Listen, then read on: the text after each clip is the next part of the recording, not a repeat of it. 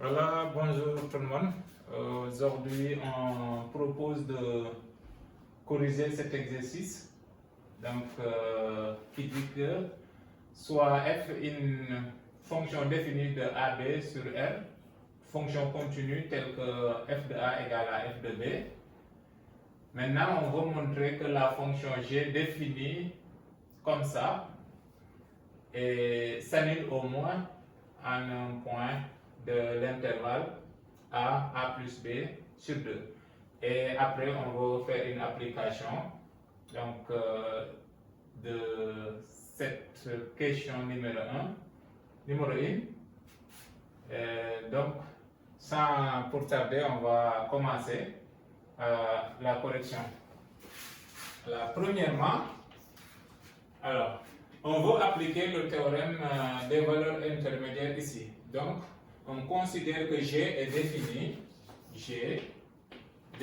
de A plus B sur 2 dans R, qui à T associe f de T plus B moins A sur 2 moins f de T.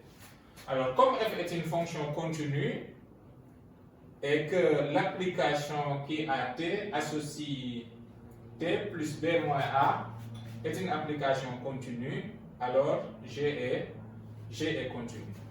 G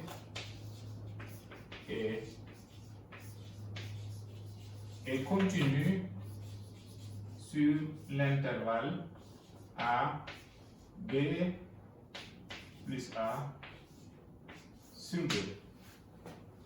Alors, comme G est continu et on veut appliquer le théorème des valeurs intermédiaires, on va évaluer G en A et en A plus B sur 2.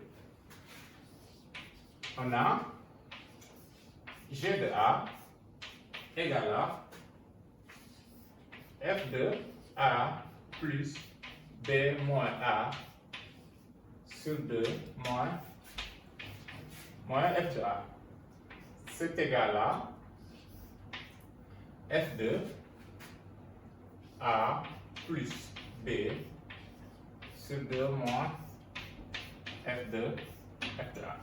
Et on calcule aussi G de A plus B sur 2, qui est égal à f de A plus B sur 2 plus B moins A sur 2 moins f de A plus B sur 2.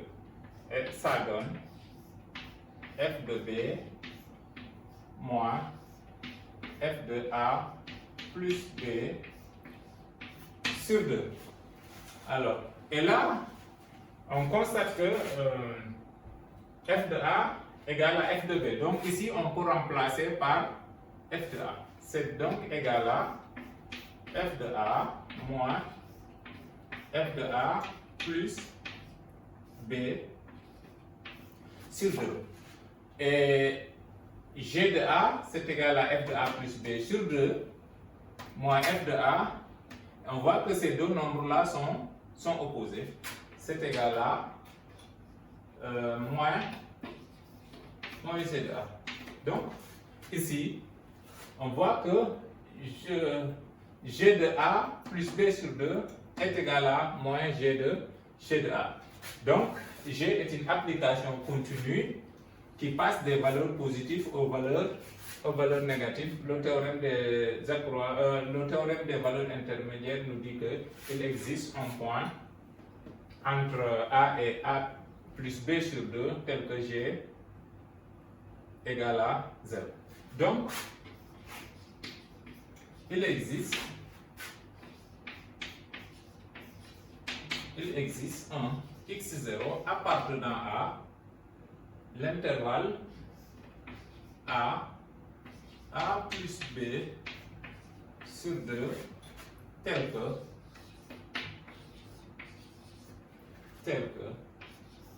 G de x0 égale à 0. Donc, G s'annule au moins à un point de l'intervalle A plus B sur 2. Donc c'est ça la correction de la première question.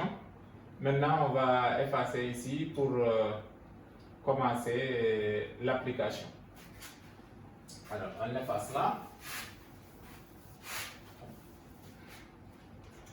Pour la deuxième question, c'est une application de la première question. Donc, on dit qu'une personne parcourt 4 km en 1 heure. Alors, là, on va supposer que la personne parcourt de façon continue les 4 km. Donc, au temps t égale à 0, elle commence à marcher de façon continue jusqu'à 4 km. Pendant 1 heure. Donc ça, on va le traduire comme une application D. Donc ça, c'est la deuxième question. On considère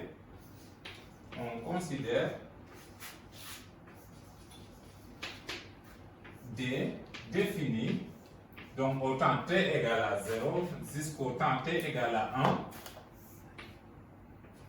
1, à valeur dans 0,4, ça veut dire que au temps t égale à 0, donc la personne va parcourir 0 km, au temps t égale à 1, donc elle va parcourir 4 km, et là on suppose que l'application D est continue.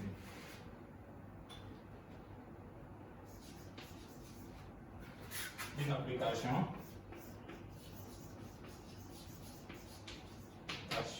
continue. Alors, mais toujours on veut calculer, on veut utiliser la première question. Donc on doit avoir f de A égale à f de B. Mais ici, on constate que D de 0 égale à 0 et D de 1 égale à 4. Donc, on n'a pas f de A égale à f de B. Donc, on va construire une nouvelle fonction f qui vérifie ça pour pouvoir l'appliquer.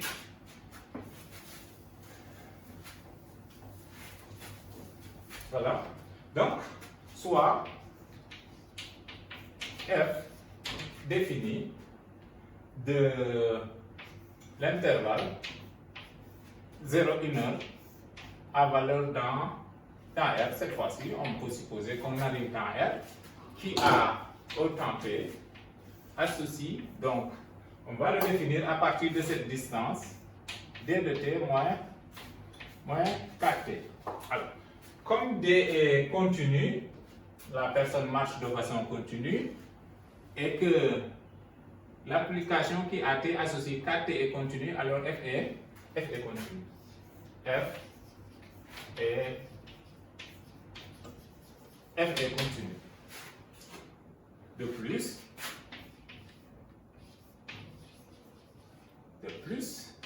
f de 0, c'est égal à D de 0 moins 4 fois 0, c'est égal à 0.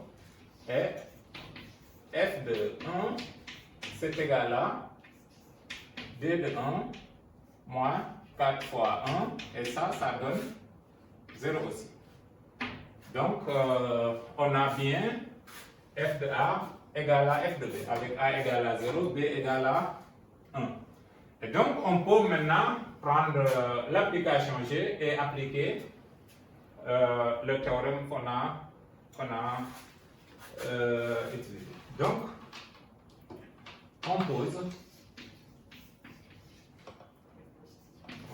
G de T égale à f de, comme ici, c'est T, plus, maintenant B c'est 1, A c'est 0, donc ça fait 1 demi, moins f de T sur l'intervalle 0, 1 demi. Donc l'intervalle 0, 1 demi, c'est 0 plus 1 sur 2. G aussi est continu, hein? G est continu. G est continu Et on a bien Z de Z de 0 multiplié par G de 1 demi est un nombre négatif. Donc il existe en T0, donc il existe en T0 appartenant à l'intervalle 0, 1 demi, tel que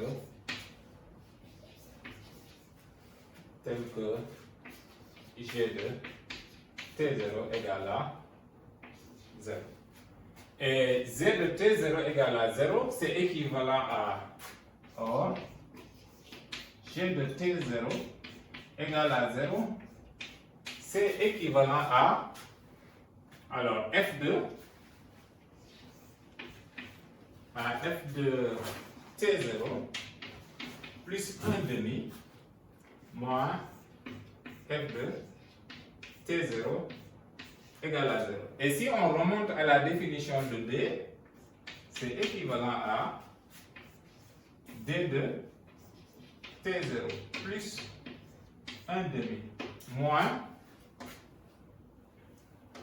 4 facteur de T0 plus 1 demi moins F de T0, ça fait moins D de T0, alors plus 4 T0 égale à 0. Et ça donne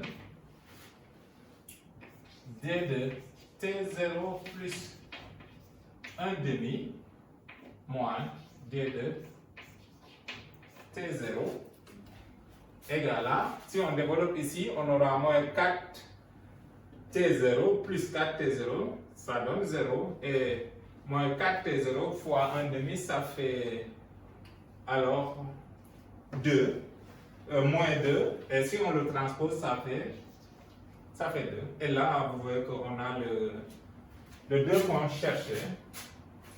Donc, j'efface là. Voilà. On obtient alors D de T0. On obtient